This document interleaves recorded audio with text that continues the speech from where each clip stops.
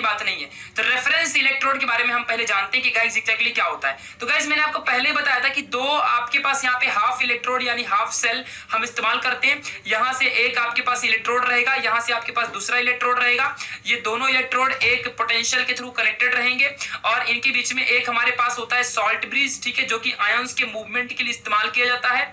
इन बातों का आपको ध्यान रखना है। तो गाइस ये है आपका एक हाफ सेल, ये दूसरा हाफ सेल। मे बी इसके अंदर ऑक्सीडेशन हो रहा हो, ठीक है, और मे बी इसके अंदर रिडक्शन हो रहा हो, ठीक है। अब अगर मान लो ऑक्सीडेशन रिडक्शन हो रहा है तो पोटेंशियल प्रोड्यूस होगा यानी कि इलेक्ट्रिसिटी प्रोड्यूस होगी। तो अगर मान लो ऑक्सीडेशन की वजह से जो पोटेंशियल प्रोड्यूस हुआ उसे हम लोग पोटेंशियल ऑफ ऑक्सीडेशन या फिर ऑक्सीडेशन पोटेंशियल कहते हैं, और इसे हम लोग रिडक्शन पोटेंशियल कहते हैं। इन दोनों का ऐड कर दूंगा तो मुझे पूरा सेल का पोटेंशियल मिल जाता है। हमें क्या मिलता है? टोटल सेल का पोटेंशियल मिल जाता है। तो गाइस अब यहाँ पे मैं बताता हूं कि ये रेफरेंस इलेक्ट्रोड क्या होता है। सपोज दैट गाइस अगर मान लो कोई भी इनमें से एक इलेक्ट्रोड का पोटेंशियल मैं जीरो रख दूं, क्या कर दूं? जीरो। सपोज दैट मैं मान लो इसी के पोटेंशियल का इलेक्ट्रोड जीरो रख देता हूं, इसी इलेक्ट्रोड के पोटेंशियल का जो भी मतलब इलेक्ट्रोड है इसका पोटेंशियल जीरो रखता हूं, तो क्या मैं अपने इलेक्ट्रिक पोटेंशियल को फाइंड कर पाऊंगा? और अगर मैं फाइंड कर भी पाता हूं, मान लो रिडक्शन वाला पोटेंशियल जीरो हो गया, तो मेरा पूरा सेल पोटेंशियल किसके ऊपर डिपेंडेंट हो जाएगा? EX के ऊपर, क्योंकि फिर ये अपना सेल पोटेंशियल डायरेक्टली इक्वल हो जाएगा ऑक्सीडेशन पोटेंशियल के। समझ गया? मतलब अपना जब अगर मान लो एक कोई भी इलेक्ट्रोड का पोटेंशियल अगर आप जीरो रखते हो तो इसका वो दूसरा जो अपना सेल पोटेंशियल होगा टोटली अदर वाले के ऊपर डिपेंडेंट हो जाएगा। अगर आप ऑक्सीडेशन को जीरो रखते हो तो रिडक्शन के ऊपर डिपेंड होगा सेल पोटेंशियल, और अगर आप लोग रिडक्शन पोटेंशियल को जीरो रखते हो तो सेल पोटेंशियल अपना ऑक्सीडेशन के ऊपर जीरो हो जाए, ऑक्सीडेशन के ऊपर डिपेंडेंट हो जाएगा। तो गाइस अब ऐसे टाइम पे आप सेल पोटेंशियल कैसे फाइंड करोगे? जब आप एक पोटेंशियल को जीरो रखते हो तो कैसे फाइंड करोगे आप लोग? तो उसी के लिए गाइस हमें एक रेफरेंस चाहिए रहता है, रेफरेंस इलेक्ट्रोड का इस्तेमाल करना पड़ता है, ठीक है। और इसी रेफरेंस इलेक्ट्रोड की मदद से हम लोग ना अपना सेल पोटेंशियल फाइंड कर लेते हैं, क्योंकि अगर आप लोग रेफरेंस इलेक्ट्रोड नहीं यूज करते हो तो फिर आपको इसकी जगह में सीधा जीरो लेना पड़ेगा, और अगर आप जीरो लेते हो तो फिर तो आपका सेल पोटेंशियल फाइंड करने में प्रॉब्लम हो जाएगी, ठीक है। तो गाइस इसके लिए और अपना ऑक्सीडेशन रिडक्शन भी नहीं हो पाएगा, क्योंकि अगर मान लो रिडक्शन का पोटेंशियल जीरो हो गया तो ऑक्सीडेशन कैसे होगा? आपको पता भी है ऑक्सीडेशन रिडक्शन के ऊपर डिपेंड होता है और रिडक्शन ऑक्सीडेशन के ऊपर डिपेंडेंट होता है। अगर जब तक ऑक्सीडेशन के थ्रू इलेक्ट्रॉन का लॉस नहीं होगा तब तक सामने वाला रिडक्शन जो करता है वो इलेक्ट्रॉन गेन नहीं करेगा। जब आप लॉस ही नहीं करोगे तो सामने वाला गेन कैसे करेगा? तो और ऐसे ही रिडक्शन वाला है, कोई गेन कैसे करेगा जब तक आप लॉस नहीं करोगे? तो कोई भी अगर एक पोटेंशियल जीरो हुआ तो सेल पोटेंशियल फाइंड करना मुश्किल हो जाएगा। सो इसके लिए गाइस हम एक क्या करते हैं, रेफरेंस इलेक्ट्रोड को रखते हैं, और वही रेफरेंस इलेक्ट्रोड होता है जो हमें सेल पोटेंशियल को फाइंड करने में हेल्प करता है।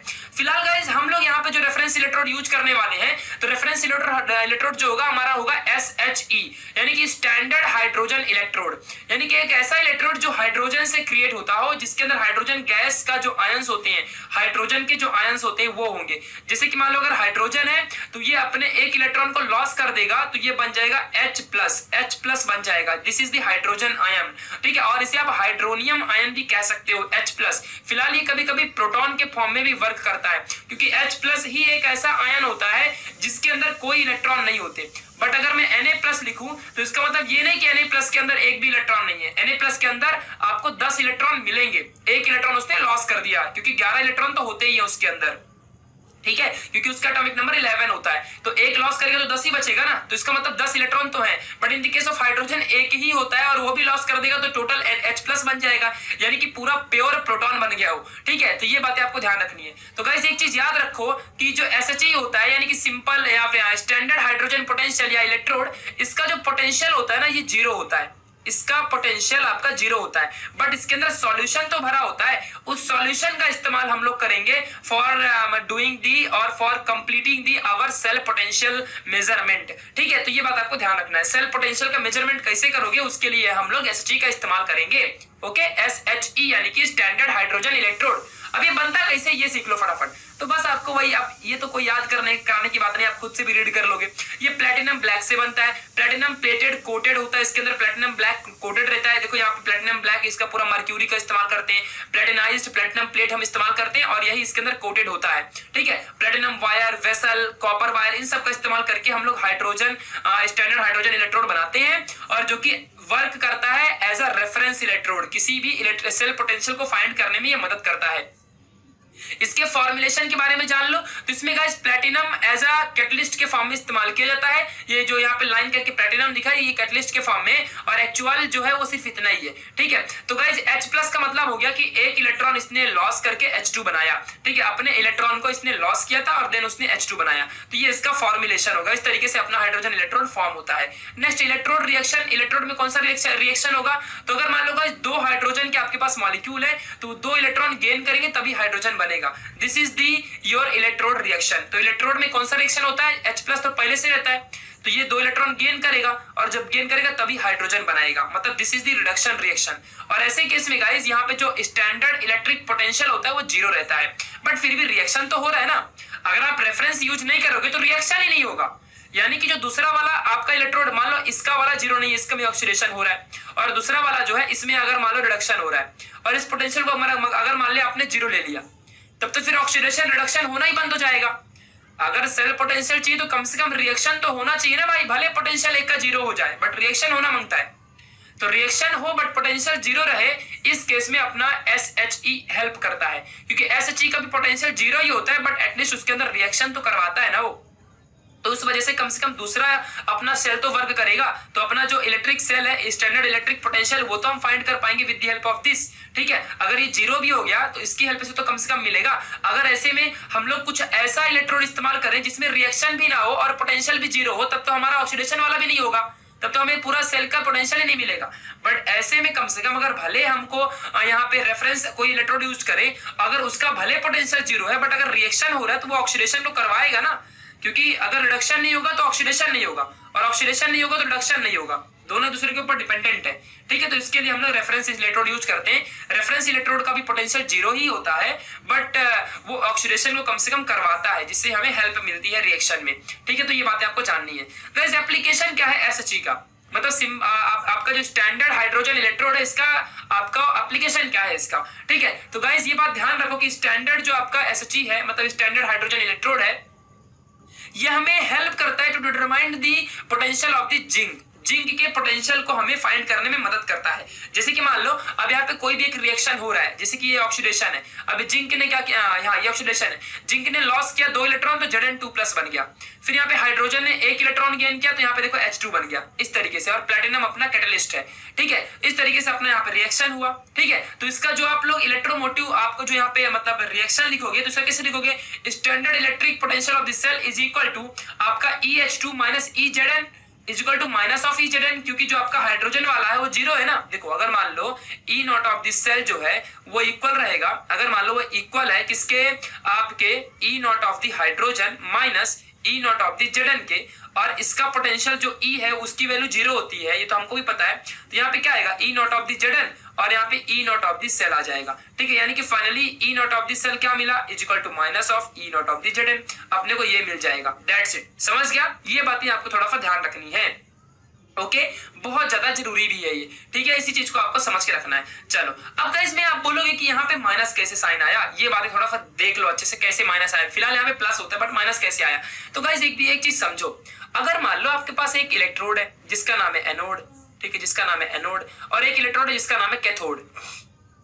ठीक है, तो आपको पता है कैथोड में थोड़ा अगर मान लो कैथोड में रिडक्शन हो रहा है, सपोज दैट कैथोड में रिडक्शन हो रहा है, कैथोड में रिडक्शन ही होता है। ठीक है, तो अगर मान लो कैथोड में रिडक्शन हो रहा है तो एक बात ध्यान रखो गाइस कि उसमें थोड़ा ऑक्सीडेशन भी होता है, और अगर एनोड में रिडक्शन आपका ऑक्सीडेशन हो रहा है तो उसमें थोड़ा रिडक्शन भी होता है, भले लेस अमाउंट में हो। तो गाइस यहाँ पे ध्यान दो, अगर मान लो एनोड में आपका रिडक्शन हो, मान लो अगर एनोड में ऑक्सीडेशन हो रहा है और उसका EMF वैल्यू 2.304 है। ओके, तो जो रिडक्शन, अगर मैं बोलूं कि मुझे एनोड में रिडक्शन करवाना है तो उसका EMF वैल्यू कुछ बदलेगा नहीं, बट यहाँ पे माइनस साइन आ जाता है, मतलब कि माइनस 2.304 आ जाएगा। समझ गया अच्छे से? ये बात समझी आपको? तो इसका मतलब क्या हुआ कि हम लोगों ने क्या किया था, इसके पहले क्या लिखा था कि E0 of this cell is equal to, यहाँ पे क्या लिखा था? E oxidation plus E of, यहाँ पे हमने रिडक्शन लिखा था।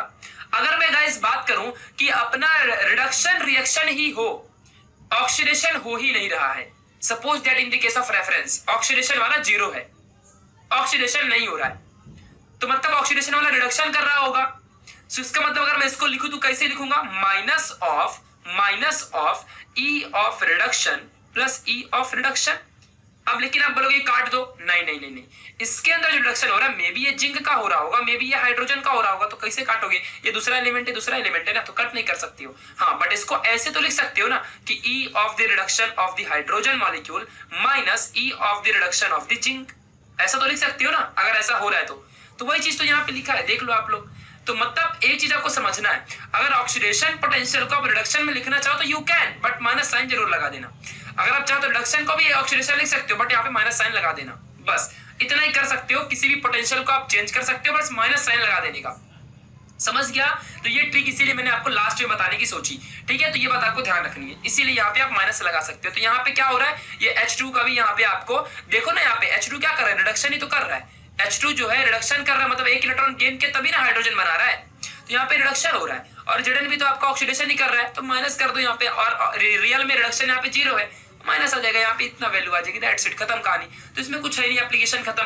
डिफिकल्टीज क्या क्या आ सकती है, तो गाइस आपको यार एक बात ध्यान रखो, इसमें हम यूज करते हैं हाइड्रोजन गैस को, और भाई दुनिया में हाइड्रोजन गैस प्योर कभी मिलती नहीं है, ठीक है? ड्राई और प्योर ऑक्सीजन गैस हमें कभी मिलती नहीं है। दूसरी बात, एग्जैक्टली कभी भी हम लोग 1 एटमॉस्फेरिक प्रेशर जल्दी बना नहीं पाते हैं, वो तो हम कहने के लिए स्टैंडर्ड कह देते हैं कि चलो 1 एटमॉस्फेरिक प्रेशर है, बट रियलिटी में क्या हम कर पाते हैं? तो ऐसा नहीं है। तो ये बहुत सारी डिफिकल्टी है, और स्टैंडर्ड हाइड्रोजन इलेक्ट्रोड के लिए 1 एटमॉस्फेरिक प्रेशर का होना बहुत जरूरी है, और प्योर और ड्राई हाइड्रोजन गैस का होना बहुत जरूरी है। अगर ये नहीं होंगे तो हमारा FHE प्रॉपर वर्क नहीं करता है। इस तरीके से गाइस हम लोग अगर मान लो ये इलेक्ट्रोड वर्क कर रहा है और यहाँ का इलेक्ट्रोड का पोटेंशियल 0 है, तो उसके जगह में हम अपना SHE का इस्तेमाल कर सकते हैं at pure hydrogen gas and at 1 atmospheric pressure में हम इसका इस्तेमाल कर सकते हैं, जिसमें से H+ आयन अपना थोड़ा बहुत रिएक्शन करवाएगा और रियल इलेक्ट्रिसिटी हमको ZnSO4 से प्राप्त होगी, यानी कि रियल जो इलेक्ट्रिसिटी होगी ZnSO4 से अचीव की जाएगी। समझ गया? तो ये है आपका पूरा FHE का कमाल, ठीक है? तो ये चीजें गाइस आपको अच्छे से ध्यान रखनी है, यही है आपका SHE और कुछ नहीं।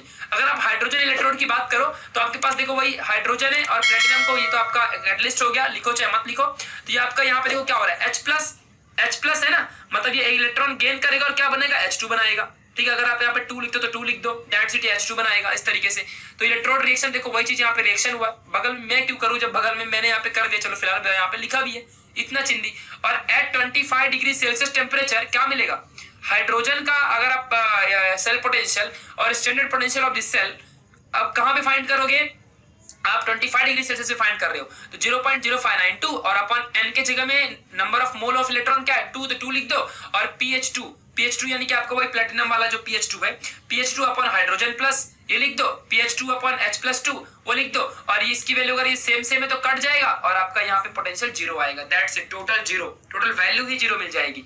समझ गया? तो ये बातें आपको ध्यान रखनी है। सो ये सारी चीजें आपको कंडीशंस गाइस अच्छे से याद रखनी है। तो देखो यहाँ पे अगर आप फाइंड भी करना चाहो, देखो मैं आपको सिखाता हूँ अच्छे से, फिर से एक बार बताता हूँ। देखो अगर मान लो pH2 कोई भी प्रोडक्ट है, देखो ना यार, प्रोडक्ट वाला ऊपर लिखते हैं, पता है ना, प्रेशर ऑफ हाइड्रोजन गैस, ठीक है? और ये हाइड्रोजन प्लस आयन ये आपको कहाँ पे देखो रिएक्टेंट में उसको नीचे लिखते हैं, ये लिख दिया मैंने नीचे इसको, ठीक है? ये बातें आपको ध्यान रखनी है। और ये आपको 25 डिग्री सेल्सियस पे है, और हम लोग को पता है कि स्टैंडर्ड हाइड्रोजन पोटेंशियल क्या होता है, 0 होता है।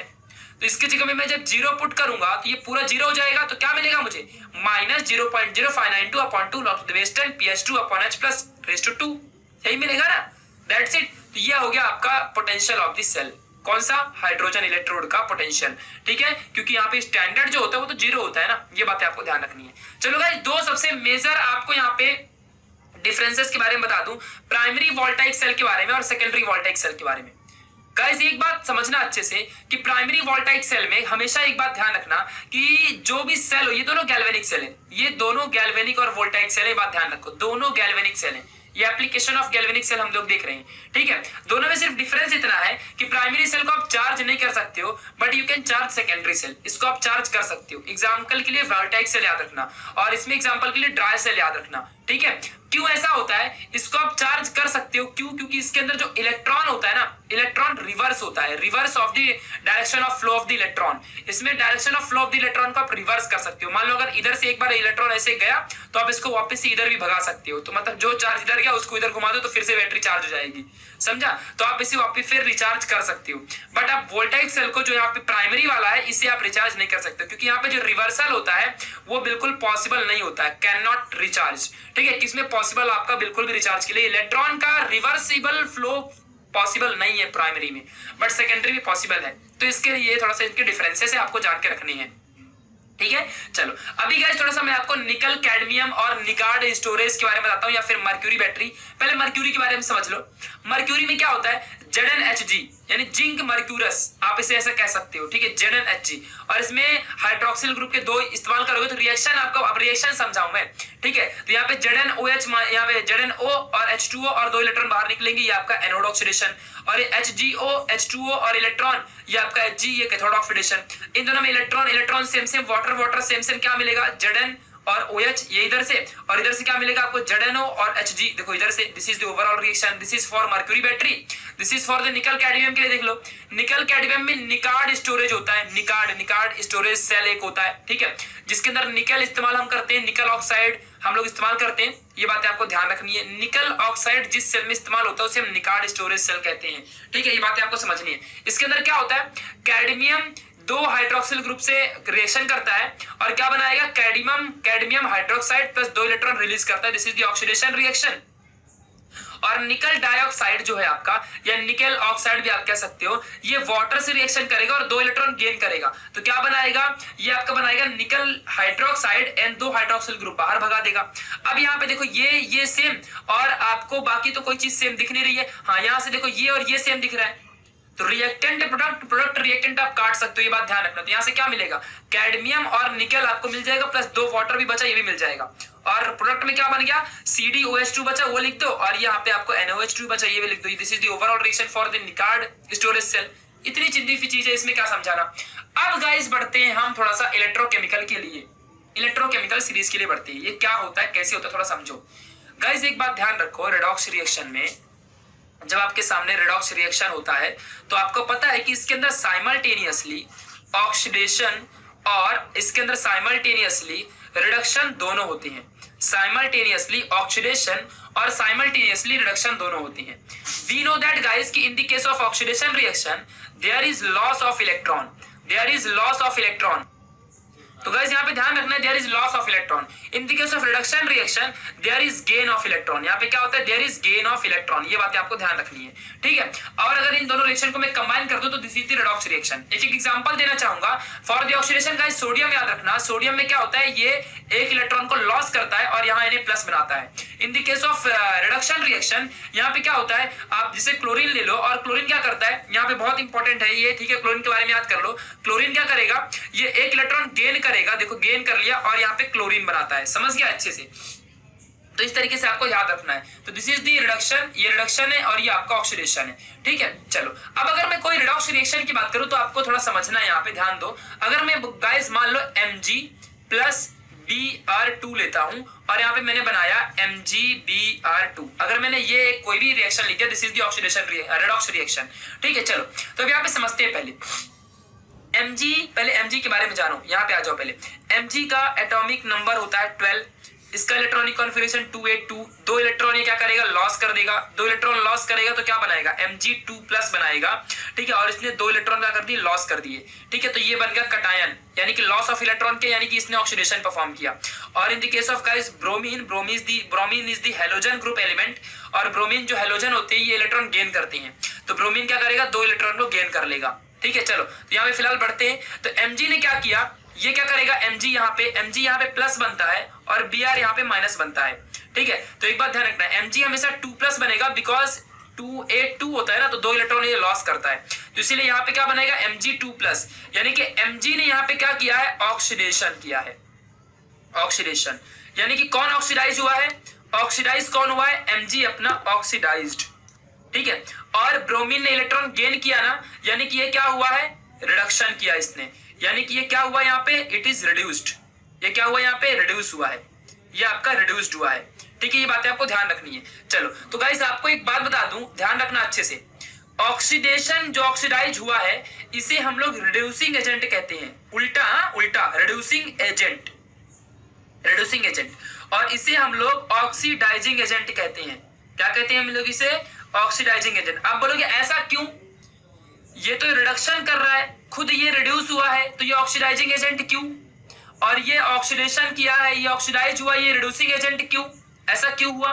तो एक बात ध्यान रखो, अगर Mg के बगल में Br नहीं होता तो क्या Mg अपने 2 इलेक्ट्रॉन लॉस करता? नहीं करता। अगर Br के बगल में Mg नहीं होता तो क्या Br 2 इलेक्ट्रॉन गेन करता? Mg ने अपने 2 इलेक्ट्रॉन Br को दिए हैं, पता है ना, तभी तो Mg प्लस बन गया और Br माइनस बन गया। ठीक है, ये बात ध्यान रखना। ओके, जैसे देखो इसका कैसे कंपाउंड बनेगा, Br बॉन्ड Br, इसने 2 इलेक्ट्रॉन लॉस किए ना, अपने जो Mg उसने 2 इलेक्ट्रॉन लॉस किए, तो एक इसके पास जाएगा एक इसके पास जाएगा, इसीलिए ये माइनस बनाएगा और ये 2 प्लस बनाएगा, क्योंकि ये चार्जेस ऐसे बनेंगे। ठीक है, ये बात ध्यान रखना। तो अगर Br के बगल में Mg नहीं होता तो ये 2 इलेक्ट्रॉन कहां से गेन करता? अपना Br नहीं करता। और अगर Mg के बगल में Br2 नहीं होता तो ये 2 इलेक्ट्रॉन लॉस नहीं करता। यानी कि Mg के 2 इलेक्ट्रॉन लॉस करने का कारण कौन है? Br2 है, और Br2 के 2 इलेक्ट्रॉन गेन करने का कारण Mg है। समझा कि नहीं? यानी कि इस जो Mg है, Mg ने इलेक्ट्रॉन लॉस किया है ना, Mg ने इलेक्ट्रॉन लॉस किया है ना, यानी कि ये एक रिड्यूसिंग एजेंट है, क्योंकि इसको Br ने इसको लॉस करवाया है। रिडक्शन जिसके ऊपर रिडक्शन हुआ है उसने इसको रिड्यूस करवाया है। समझ गया? इसको ऑक्सीडाइज करवाने का काम ये आपका रिडक्शन वाले ने किया है, इसीलिए इसको आप रिड्यूसिंग एजेंट कहते हो, एजेंट। ठीक है, और अब देखो यहाँ पे इसको ऑक्सीडाइजिंग एजेंट क्यों कहते हैं? क्योंकि यहाँ पे अपना जो Br2 है, Br2 ही वो कारण बना है, वो रीजन बना है जिसकी वजह से अपना जो Mg उसने 2 इलेक्ट्रॉन लॉस कर दिया। यानी कि Br2 ने इसको ऑक्सीडाइज करने के लिए मतलब एक ऐसा कर दिया कि तो ऑक्सीडाइज अब करेगा ही करेगा। समझा? यानी कि Br2 ही वो रीजन है, Br2 ही वो कारण है जिसके वजह से Mg ने अपने इलेक्ट्रॉन को लॉस किया है। यानी कि Mg ऑक्सीडाइज हुआ है, इसीलिए Br2 को मैं ऑक्सीडाइजिंग एजेंट कहूंगा। और Mg ही वो रीजन है जिसकी वजह से Br2 ने 2 इलेक्ट्रॉन गेन किया। दोनों एक दूसरे के ऊपर डिपेंडेंट होते हैं ना, तो Mg ही वो रीजन है जिसकी वजह से Br2 अपना रिड्यूस हुआ है। अगर समझ लो Mg नहीं होता तो Br2 कैसे 2 इलेक्ट्रॉन गेन करता? नहीं करता ना। तो Mg ही वो रीजन है जिसकी वजह से Br2 ने 2 इलेक्ट्रॉन गेन किया, इसीलिए Mg is the reducing agent. Mg ने इलेक्ट्रॉन को रिड्यूस कर दिया और Br2 is the oxidising agent. समझ गया अच्छे से? क्योंकि ऑक्सीडाइजिंग एजेंट क्यों कहते हैं? क्योंकि Br2 अगर नहीं होता तो Mg कभी अपने इलेक्ट्रॉन को लॉस नहीं करता, और लॉस नहीं करता तो कभी ऑक्सीडाइज नहीं होता। तो ऑक्सीडाइज क्यों हुआ है? क्योंकि Br2 बगल में था, इसीलिए Br2 कौन है? वो ऑक्सीडाइजिंग एजेंट है। जिधर भी जाएगा सामने वाले को ऑक्सीडाइज कर देता है, यानी कि जिधर भी जाएगा उधर सामने वाले से इलेक्ट्रॉन को ले लेता है। यानी कि ऑक्सीडाइजिंग एजेंट क्या करता है? इलेक्ट्रॉन गेन करता है। क्या करता है? वो इलेक्ट्रॉन गेन करता है, यानी कि वो क्या करता है? रिड्यूस होता है, खुद वो रिडक्शन कर देता है, रिडक्शन होता है उसका। यानी ऑक्सीडाइजिंग एजेंट क्या करता है? इलेक्ट्रॉन गेन करता है। देखो फिर से रिपीट करूंगा, अगर देखो यहाँ पे Br2 ने इलेक्ट्रॉन गेन किया फ्रॉम दी Mg ने इलेक्ट्रॉन लॉस किया टू दी Br2। समझ गया अच्छे से? यही होता है, यहाँ पे यही हो रहा है। और इसीलिए Mg क्या हो गया? यहाँ पे Mg ऑक्सीडाइज हुआ, यानी कि ये ऑक्सीडाइज हो गया, और Br2 ने इलेक्ट्रॉन गेन कर लिया, यानी कि ये रिड्यूस हो गया। सिंपल सी बात है। सो यहाँ पे क्या हुआ है? Br2 ने इलेक्ट्रॉन गेन किया, Mg ने इलेक्ट्रॉन लॉस किया। Mg इलेक्ट्रॉन लॉस करके ऑक्सीडाइज हुआ, Br2 इलेक्ट्रॉन गेन करके रिड्यूस हो गया। तो गाइस यहाँ पे Br2 को मैं ऑक्सीडाइजिंग एजेंट कहूंगा और इसको रिड्यूसिंग एजेंट कहूंगा। ऐसा क्यों? कंफ्यूज नहीं होना, एक बार 2 बार वीडियो रिपीट करोगे समझ जाएगा, बहुत आसान है, चिंदी एकदम। ठीक है, सो Br2 ही वो है जो कि Mg को 2 इलेक्ट्रॉन लॉस करने के लिए एकदम ऐसा मतलब उसको ऐसा कर दिया कि तू 2 इलेक्ट्रॉन लॉस करेगा ही करेगा। Br2 ने ही उसको पूरा इनिशिएट किया है कि वो 2 इलेक्ट्रॉन लॉस करे, मतलब Br2 ने ही जानबूझ के इसको ऑक्सीडाइज करवाया है Mg को, इसीलिए ये ऑक्सीडाइजिंग एजेंट है। अगर Br2 बगल में नहीं होता तो कभी Mg 2 इलेक्ट्रॉन लॉस नहीं करता। समझा? क्योंकि Br2 ही गेन करने के लिए रेडी था, यानी कि Br2 ही वो रीजन बन गया जिसने Mg को ऑक्सीडाइज करवा दिया, यानी कि इसीलिए इसको मैं ऑक्सीडाइजिंग एजेंट कहूंगा। एक ऐसा एजेंट जो सामने वाले का ऑक्सीडेशन करवाता हो, ऑक्सीडेशन मतलब लॉस ऑफ इलेक्ट्रॉन, जो सामने वाले का इलेक्ट्रॉन लॉस करवाता हो। और रिड्यूसिंग एजेंट वो कहलाता है जो सामने वाले को इलेक्ट्रॉन खुद देता हो। जैसे कि अब यहाँ पे रिड्यूसिंग एजेंट के बारे में समझ लो। अब अगर मान लो Mg के बगल में Br नहीं होता तो क्या Mg कभी अपने इलेक्ट्रॉन देता? और अगर मान लो Br नहीं होता तो कोई लेता क्या? नहीं। यानी कि यहाँ पे क्या हुआ है?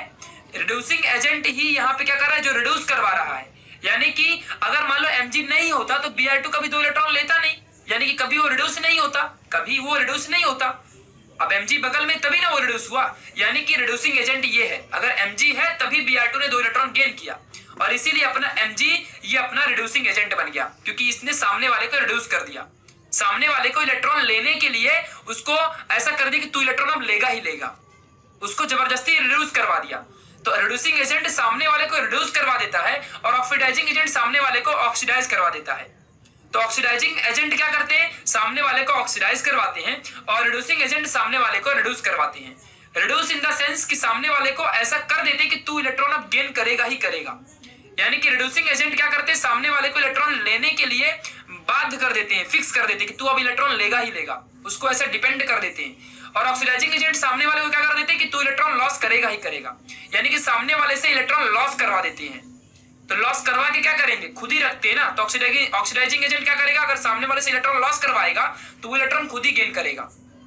और रिड्यूसिंग एजेंट अगर इलेक्ट्रॉन सामने वाले को गेन करवा रहा है कि वो तू इलेक्ट्रॉन लेगा ही लेगा, तो ये खुद लॉस करेगा। यानी कि रिड्यूसिंग एजेंट ही ऑक्सीडाइज्ड होते हैं, समझ गया। और ऑक्सीडाइजिंग एजेंट ही रिड्यूस होते हैं क्योंकि वो इलेक्ट्रॉन गेन करते हैं।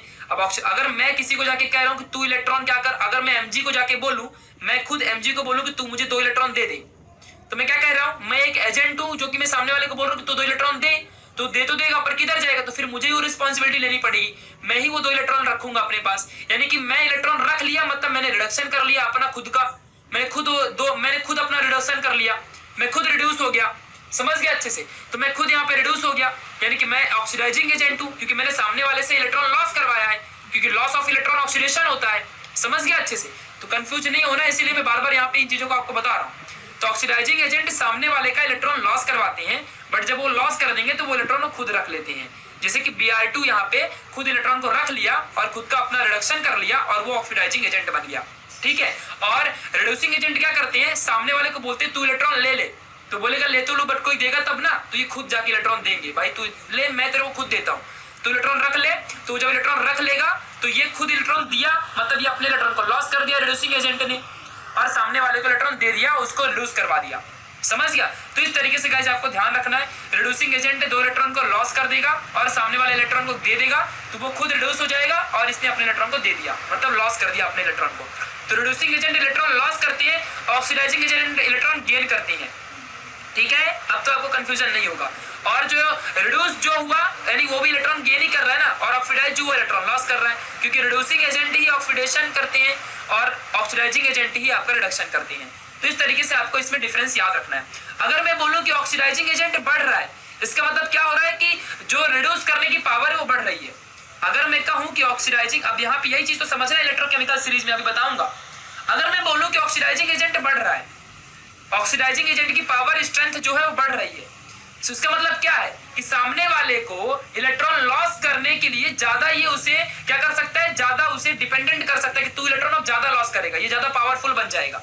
मतलब सामने वाले को ज्यादा ये मतलब कर देगा कि वो सामने वाला ज्यादा इलेक्ट्रॉन लॉस करे, ज्यादा उसको बाध्य कर देगा कि हाँ तू अब इलेक्ट्रॉन को मतलब लॉस कर दे, समझ गया। मतलब ऑक्सीडाइजिंग एजेंट की अगर पावर बढ़ती है तो ज्यादा पावरफुल बनता है और दूसरे के ऊपर वो ज्यादा प्रेशर लगाएगा कि हाँ तू अब इलेक्ट्रॉन लॉस कर, समझा। यानी कि सामने वाला अगर इलेक्ट्रॉन लॉस कर रहा है तो वो ऑक्सीडाइज ज्यादा हो सकता है, ऑक्सीडाइज ज्यादा हो सकता है, ये बात आपको ध्यान रखना है। अगर किसी की ऑक्सीडाइजिंग पावर बढ़ती है मतलब सामने वाला ज्यादा ऑक्सीडाइज होगा और ये खुद ज्यादा रिड्यूस हो जाएगा।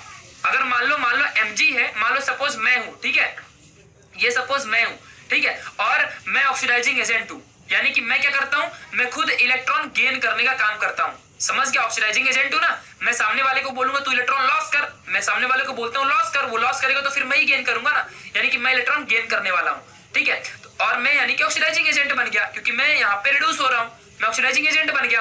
तो अगर मैं ऑक्सीडाइजिंग एजेंट हूँ तो मैं क्या करूंगा, अगर मेरी स्ट्रेंथ बढ़ रही है इसका मतलब क्या है कि मैं ज्यादा इलेक्ट्रॉन गेन कर रहा हूँ, यानी कि मैं ज्यादा रिड्यूस हो रहा हूँ, यानी मेरी रिड्यूसिंग पावर ज्यादा बढ़ रही है, यानी कि मैं ज्यादा इलेक्ट्रॉन गेन कर सकता हूँ।